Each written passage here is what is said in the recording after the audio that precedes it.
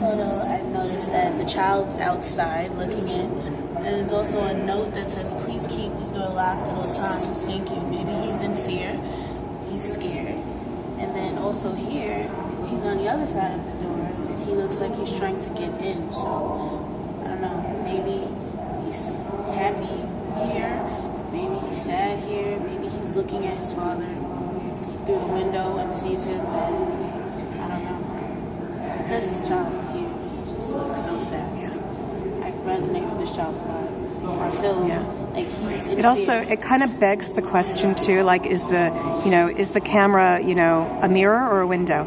Yeah, even here, like the caps, it's in front of you, but that's as far as it goes. Like, is he talking about the door? Is he Right. talking about the glass, the window? Is it his parent?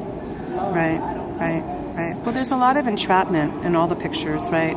A sense of isolation, a sense of, Yes, no that's escape. One in every photo. Even here, you see it's one casket, one person in one chair, Right. the one child Right. So a lot of solitary.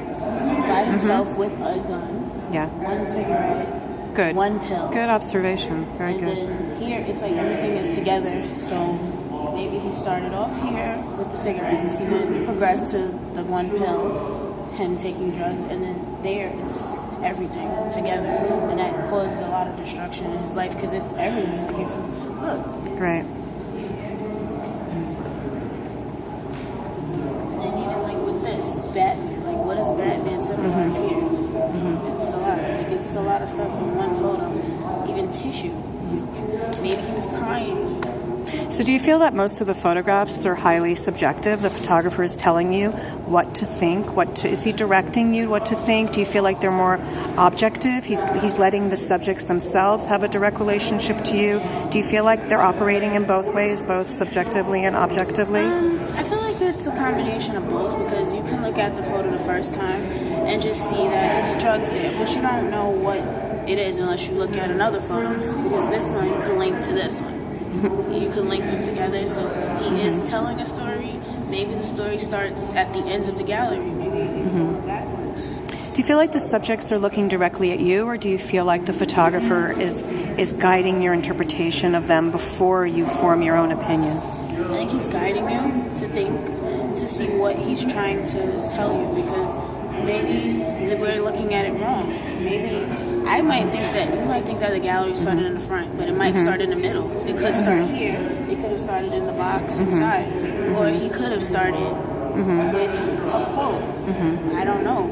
It's like you just have to piece it together. Maybe he wants you to go back and forth. Maybe you start on this side. Right. Go over Well, ultimately, it doesn't really matter because you can, as a photographer, you can impose whatever intention you want on a picture, but you still kind of put it out there like a bird, and it kind of takes flight, and the viewer forms their own impression, and that's part of the subjectivity of photography, and the democracy of it is that people can bring their own culture, their own experience to it. Like you had a very personal reaction to this text on the wall with no picture at all, because you're bringing your own narrative to it, your own story, your own experience, and that's huge. And that's what a photographer really wants to, create. It's just Barthes, we'll learn about Barthes in a few weeks, but Barthes was a great French philosopher, and he talked about something called punctum, and that's an emotional kind of wounding that a photograph can trigger that kind of only belongs to you. You can't even explain it or name it in some way because it's so personal that it's only your experience, and that's a great thing to be able to achieve in a picture. And I'm also wondering, like, the way they're even hung as well, because if there's numbers, like this is 1, that's 2, that's 1, that's 1, 3, 2 is numbers, and this one's 4, which the 4 groups here separately, that one's grouped together, and then there's another 4. So I don't know if the numbers. Well, you have to remember something. Whenever a show is put together, there is a curator that spends a lot of time, and if the photographer has the opportunity to work with the curator, they spend a lot of time talking about those decisions, because if you put this picture next to this picture, they're going to talk to each other. If you put this picture down the street from that picture, they're going to have a relationship to one another. So the way that they're organized and the way that they're displayed is very important to how you kind of absorb them all. So that's great that you're observing that. Another thing is too, like, what if Satan did have them strategically placed by number? Would there be a number that meant something? Maybe by the photos, maybe there's a certain number.